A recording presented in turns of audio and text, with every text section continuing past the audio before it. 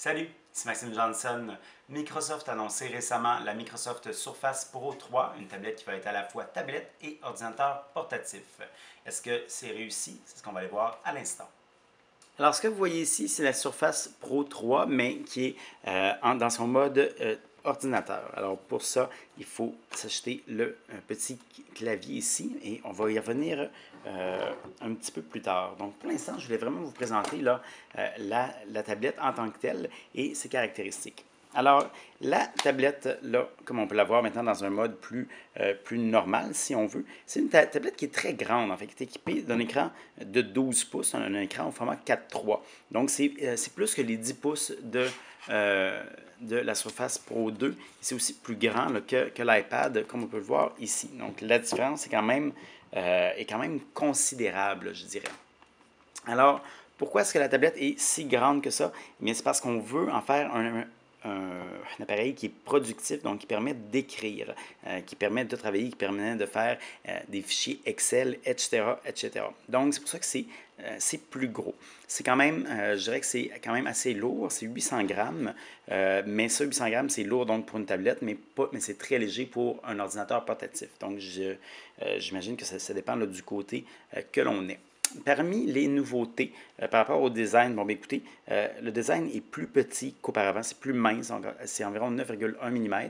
C'est, encore une fois, c'est assez grand pour une tablette, mais c'est excellent pour un ordinateur portatif. Derrière, on a toujours le pied ici, on peut voir, qui permet là, de poser sa tablette comme ça. Et nouveauté cette année, on n'a plus besoin, on n'a pas comme des positions prédéfinies, donc on peut le faire vraiment exactement comme on veut. Alors que ce soit comme ça pour, par exemple, écrire sur la table, ou encore plus comme ça pour écrire sur ses genoux, ou encore comme ça pour voir un film, par exemple. Donc ça, c'est vraiment, je dirais, une des nouveautés. On peut voir ici, on a plusieurs ports, donc un port micro DisplayPort pour avoir un écran externe, un port USB 3.0, évidemment, et on a aussi une fente ici, donc une fente pour carte micro SD. Les caractéristiques internes, écoutez, ça va dépendre. Dans ce cas-ci, c'est un modèle équipé d'un processeur Core i5, mais on a un petit peu tout. Donc, on a du Core i5, du Core i3, i7. On a aussi une capacité interne de mémoire vive, qui va, bon, je vais fermer ça ici, de la mémoire vive qui va là, de 4 à 8 gigaoctets, donc ça varie. Ce sont vraiment là, des caractéristiques, je dirais, d'un ultrabook, d'un ordinateur portatif moderne et qui est très bon. On a aussi donc des caméras web et tout ça, donc vraiment tout ce qu'on a besoin. Donc une caméra là, pour le clavardage devant et derrière là, un appareil photo numérique là, pour prendre de plus belles photos, mais toujours avoir l'air aussi étrange avec sa tablette. Donc, cette tablette-là, elle vient avec différents accessoires et peut-être avant que je rentre là-dedans, je vais vous parler de l'autonomie. Donc, l'autonomie, écoutez, c'est pas mal. Donc, Microsoft parle d'une journée complète. C'est probablement exagéré. Je dirais que ça ressemble plus là, à du 7h, 7h30 environ. Donc, c'est bien. C'est beaucoup mieux que ce qu'on pouvait avoir là, il y a quelques années. Mais on est en deçà là, de ce qu'on a avec les produits haut de gamme là, sur le marché présentement, les autres. Alors, un des accessoires qui vient avec la Surface Pro 3, c'est ce crayon-ci. Donc, comme on peut le voir, c'est un crayon qui est actif. Alors, si je m'en sers, j'ai juste à cliquer ici pour lancer, pour ouvrir une note. Donc, je vais prendre une nouvelle page. Et voilà. Et je peux m'en servir pour écrire. Donc, alors, manuscritement, c'est vraiment très précis, c'est très rapide, donc il n'y a à peu près pas de délai là, entre le temps qu'on bouge et le temps qu'on écrit. Et aussi, l'autre chose qui est bien, c'est que je peux mettre ma paume sur l'écran sans problème, ça n'affecte rien. Donc, c'est vraiment c'est une technologie là, qui existe déjà. Je ne suis pas en train de dire que c'est nouveau, mais bon, ce stylet-là, il vient là, avec la tablette. C'est un stylet qui, je dirais, d'une bonne qualité. Ça permet une écriture manuscrite qui va bien. Donc, c'est pas tout le monde qui va s'en servir. Moi, personnellement, j'écris super mal avec ça, alors je ne m'en servirai pas. Mais il y a des gens là, qui pourraient en bénéficier et être très intéressés. Je pense à, par exemple, un prof qui voudrait écrire là-dessus et relier à un projecteur et autres. Donc, c'est le genre de truc là, qui peut être intéressant. Ou quelqu'un qui est en classe, qui veut prendre des notes à la main, en classe ou en réunion, pardon, parce que lui, en classe, va probablement être plus à l'aise avec le clavier. Le clavier habituel. Mais là, je vais arrêter de faire des généralisations du genre. L'autre accessoire qu'on a, celui que j'avais présenté au début, c'est ici, alors c'est le clavier Type Covered. Donc, ce clavier-là, c'est un clavier qui est équipé d'un nouveau clavier un peu amélioré et d'un nouveau pavé tactile amélioré. Donc, le pavé tactile, il est plus grand qu'auparavant et il est plus lisse et plus réactif. Il marche relativement bien. Donc, je trouve que cliquer, ça va bien et tout ça. Mais malheureusement, c'est trop petit. Donc, lorsqu'on glisse d'un bout à l'autre, c'est trop petit. Faut commencer, faut comme glisser souvent comme ça avec son doigt. Le défilement à deux doigts, ça marche une fois sur deux, donc c'est pas, entre autres, là, à cause de la taille, donc c'est vraiment un peu décevant ce côté-là. Ceci dit, les touches, elles, le clavier, on peut écrire, là, et honnêtement, ça va super bien. Ça va aussi bien qu'un clavier normal. Moi, j'ai vraiment été impressionné. Donc, la Surface Pro 3, il y a une nouveauté aussi par rapport au clavier. C'est qu'on peut maintenant, donc comme vous allez le voir ici, donc je peux coller un peu plus mon clavier sur la tablette, comme ça. Et voilà. Donc, comme ça n'a pas l'air de grand-chose, mais en fait, lorsque l'appareil est sur nos cuisses, ça va beaucoup mieux pour écrire, c'est beaucoup plus stable. Et ça aussi combiné au fait qu'on peut l'ajuster exactement comme on veut. Donc, c'est quelque chose qui fonctionne très bien. Alors, je dirais aussi que pour sur les genoux, par exemple, le seul problème, c'est que c'est un peu long. Donc, ça fait qu'on a tout l'espace du clavier, plus s'il est plus penché, on va jusqu'au bout comme ça. Donc, c'est quand même long. Il faut que ce soit, je dirais, bien positionné là, tout au long. Donc, ça prend de longues jambes, finalement, pour utiliser la surface là, sur ses genoux.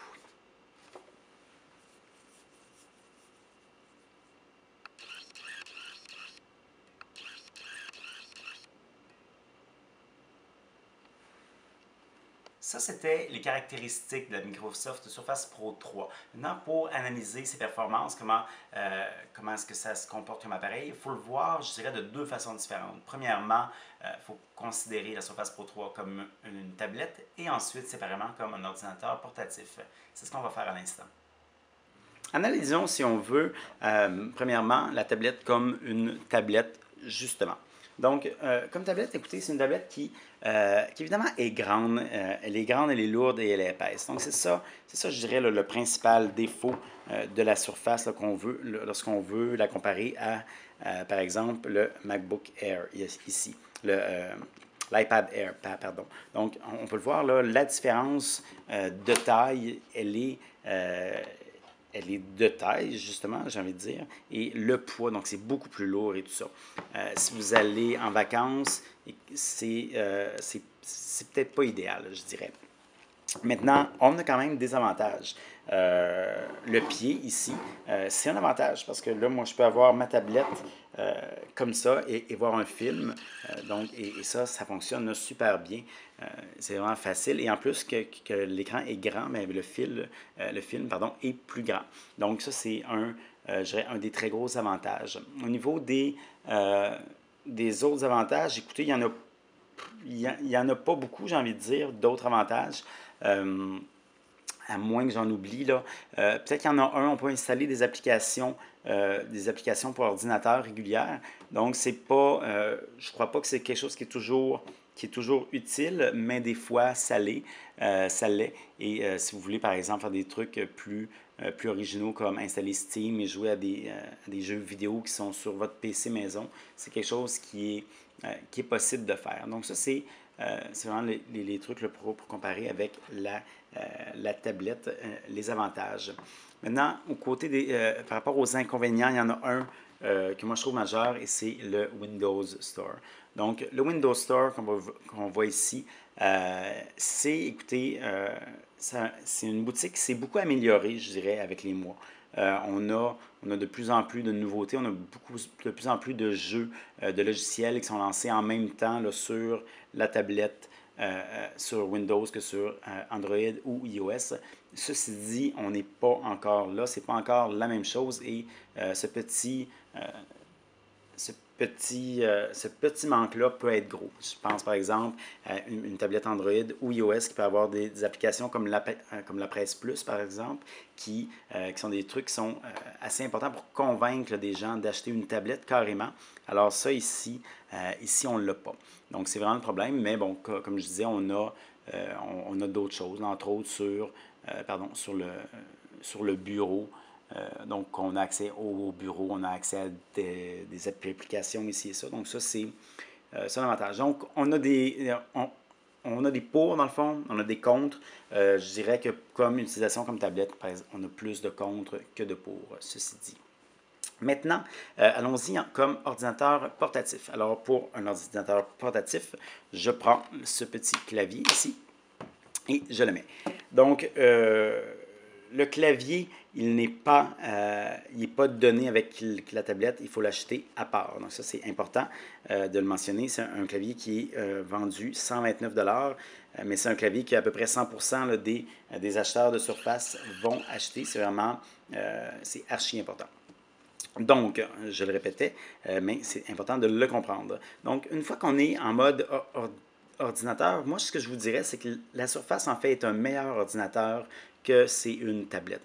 Donc, lorsqu'on veut faire, je ne sais pas moi, des fichiers Excel, eh bien, écoutez, c'est assez grand l'écran pour qu'on puisse le faire. Le processeur en dedans est assez rapide pour que ça marche bien. Je peux aller dans chacune de mes cellules, écrire tout ça, et ça marche super bien. Si je veux écrire, c'est très rapide comme clavier. Je peux écrire, ça va bien, ça écrit vite. Maintenant, il y a des défauts. Le pavé, là, vraiment, c'en est un. Là. Si je veux descendre, si je veux monter en haut ici, c'est long. D'ailleurs, on prend beaucoup plus l'écran, encore une fois. Donc ça, c'est vraiment le défaut qui fait que, je dirais le principal défaut qui fait que moi, comme ordinateur portatif, je ne voudrais pas me servir de cet appareil-là comme un appareil principal. Ceci dit, moi, je suis journaliste, je me sers beaucoup de mon ordinateur. C'est pas tout le monde que ça va être le cas. Si je le compare au MacBook Air, et là, la comparaison n'est pas par hasard, donc c'est Microsoft là, qui fait eux-mêmes cette comparaison. Je dirais qu'on a certains avantages, certains inconvénients, encore une fois.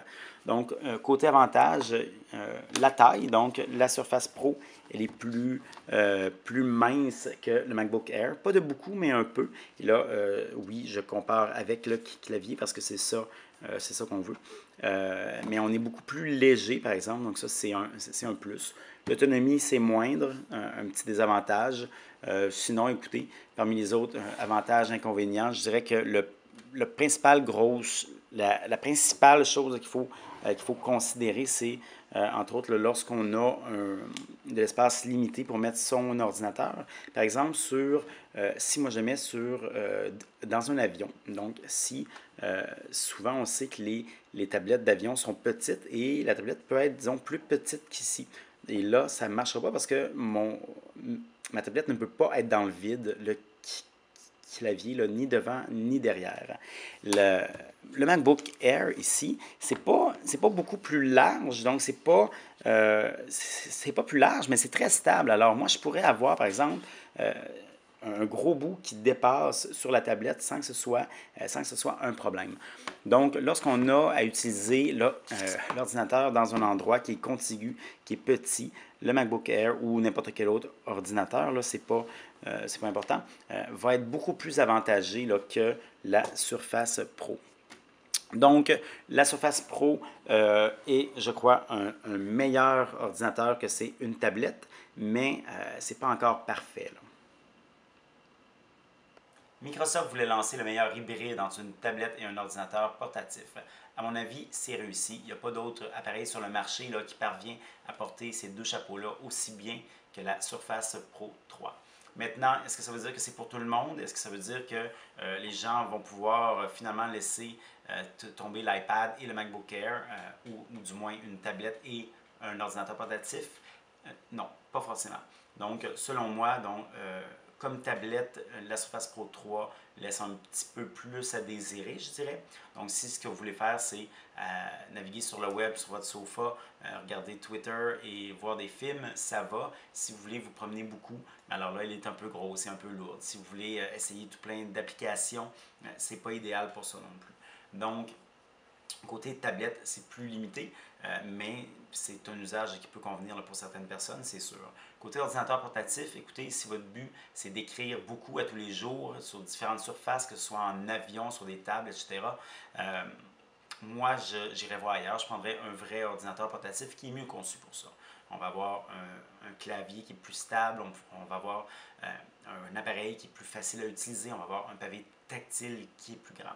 Si par exemple votre usage d'un ordinateur portatif est plus léger, si vous écrivez oui mais seulement à l'occasion, si vous gérez un petit budget sur Excel, si vous regardez des films, si vous regardez le web, etc., donc un usage vraiment très grand public, alors là oui, je crois que la Surface Pro 3 peut être convenable, donc peut répondre à vos besoins. Donc, tout ça pour dire que la Surface Pro 3, c'est le meilleur hybride sur le marché, mais c'est peut-être pas un hybride qui va convenir à tout le monde, mais ça va convenir à certaines personnes. Alors, Apple ne pas s'en faire. L'avenir de son iPad Air et de son MacBook Pro et de son MacBook Air, pardon, n'est pas du tout en danger. Mais je pense que quand même, Microsoft va être capable, pourrait du moins être capable d'aller chercher un certain marché avec cet appareil-là. Et vraiment, j'ai hâte de voir où ça va s'en aller tout ça. Donc, avec les prochaines générations, là, lorsque la tablette va pouvoir être peut-être idéalement un petit peu plus mince, un petit peu plus légère, et aussi lorsque l'écosystème de Windows 8.1 va s'améliorer. Alors, la Surface Pro 3 est offerte en 5 modèles. Le premier, c'était un Core i3 avec une capacité de 64 Go. Celui-là est vendu 850 $. Donc, moi, c'est un modèle que j'éviterais, par exemple. Je trouve que la capacité est trop petite pour un ordinateur et le processeur aussi laisse un peu à désirer.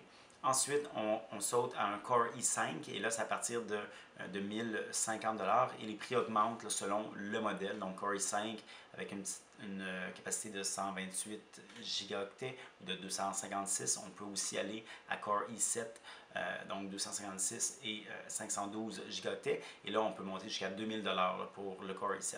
Donc, c'est des prix qui sont variables. D'après moi, les modèles Core i5 donc, sont vendus 1000-1300 environ, vont être les plus intéressants. Il ne faut pas oublier évidemment d'acheter le petit clavier ici. Donc, c'est quand même cher. On ne fait pas une si grosse économie comparée à une tablette et un ordinateur séparé, mais ça a quand même là, des avantages de ce côté-là. Pour avoir plus d'informations, je vous invite à consulter mon site web maximejohnson.com/techno.